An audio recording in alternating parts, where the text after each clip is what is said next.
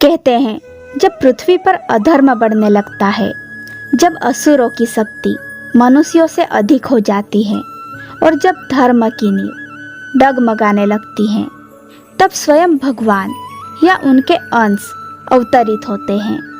और ऐसा ही एक दिव्य अवतार था भगवान हनुमान का।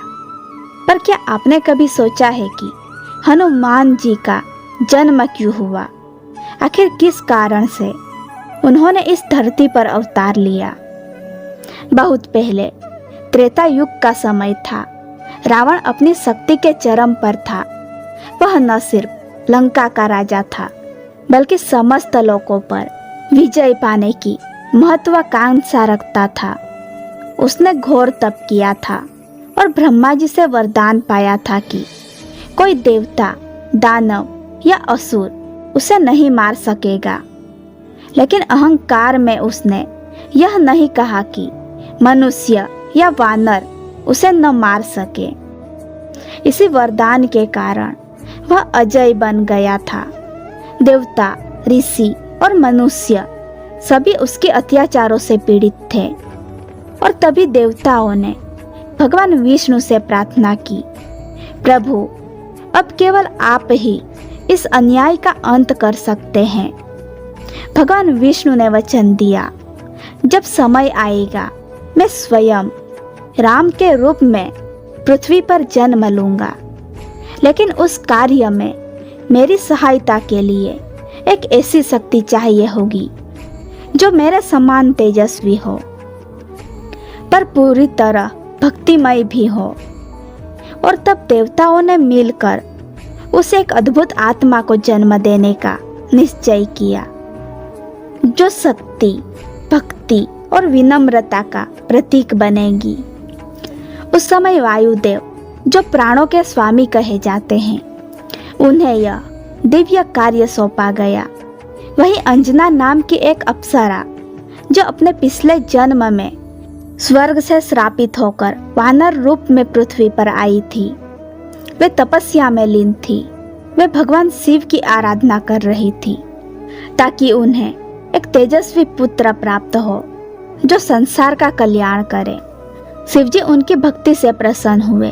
उसी समय जब दशरथ राजा ने पुत्रेष्टि यज्ञ किया, तो अग्निदेव ने जो दिव्य खीर दी थी, उसका एक अंश पवन देव के द्वारा अंजना माता तक पहुंच गया। अंजना ने वह प्रसाद ग्रहण किया और कुछ समय के बाद उन्होंने एक दिव्य बालक को जन्म दिया, जो वानर के रूप में था, पर उसकी आभा किसी देवता से कम नहीं थी। वह बालक कोई साधारण नहीं था, वह स्वयं भगवान शंकर के अंश से उत्पन्न हुआ था।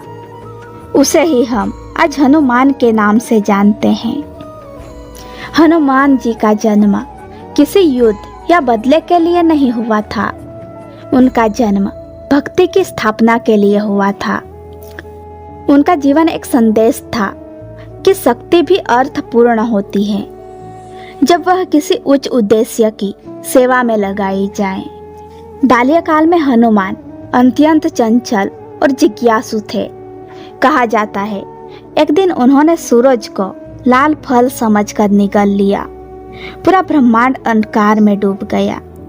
तब देवताओं को उन्हें समझाना पड़ा, यही बालक जब बड़ा हुआ तो उसके अंदर वही दिव्य तेज और अपार शक्ति विद्यमान रही जो संसार के किसी भी जीव में नहीं थी।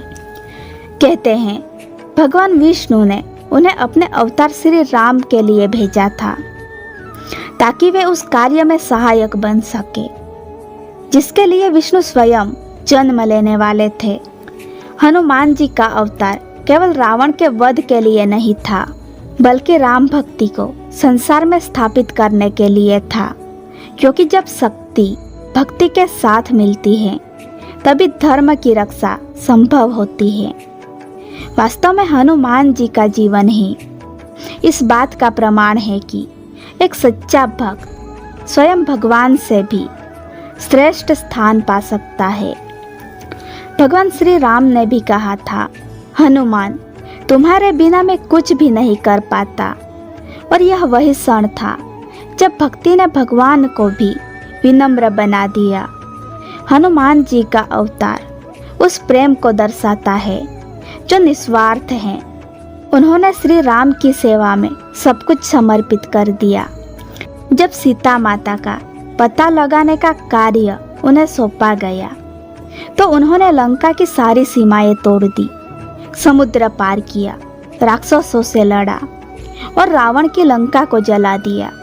लेकिन कभी गर्व नहीं किया, क्योंकि उनके लिए वह कार्य शक्ति प्रदर्शन नहीं था बल्कि प्रभु की आज्ञा का पालन था। हनुमान जी के अवतार का एक और रहस्य भी है। भगवान शिव ने एक बार माता पार्वती से कहा था, जब भी श्री विष्णु पृथ्वी पर अवतरित होंगे मैं उनके सहायक के रूप में वहां जाऊंगा। यही कारण है कि हनुमान जी को शंकरा अवतार कहा जाता है। वह केवल शक्ति के प्रतीक नहीं बल्कि विनम्रता और सेवा के भी प्रतीक हैं। उनका जन्म यह सिखाता है कि शक्ति का सही उपयोग तभी है जब वह भक्ति से जुड़ी हो। अगर शक्ति के साथ अहंकार जुड़ जाए तो वह विनाश लाती है, पर अगर वही शक्ति समर्पण में बदल जाए तो वह ईश्वर का साधन बन जाती है। हनुमान जी ने यह सिद्ध किया कि भगवान को पाने के लिए सबसे बड़ा मार्ग है प्रेम और सेवा। उन्होंने भगवान से कुछ नहीं मांगा, केवल सेवा का अवसर मांगा। उनका हर श्वास राम के नाम से गुंजित था। उनका अस्तित्व ही भक्ति का प्रतीक था। और शायद यही कारण है कि आज भी जहाँ श्री राम की पूजा होती है वहाँ हनुमान जी की उपस्थिति स्वतः होती है, क्योंकि वह न केवल भक्त हैं बल्कि भक्ति के स्वामी हैं। उनका अवतार याद दिलाता है कि जब भी संसार में अहंकार, अधर्म और भय बढ़ेगा तब वह पुनः प्रकट होंगे उस दिव्य वायु के साथ जो धर्म की ज्वाला को फिर से प्रज्वलित करेगी। इसीलिए हनुमान जी का जन्म केवल त्रेता युग की एक कथा नहीं बल्कि हर युग की आवश्यकता है। वह हर उस हृदय में अवतरित होते हैं जहाँ भक्ति होती है, क्योंकि जहाँ भक्ति है वहीं हनुमान है, और जहाँ हनुमान है वहाँ स्वयं भगवान श्री राम हैं। जय श्री राम, जय हनुमान। दोस्तों, अगर आपको यह कहानी पसंद आई हो तो वीडियो को लाइक, शेयर और चैनल को सब्सक्राइब जरूर करें। फिर मिलते हैं अगली वीडियो में।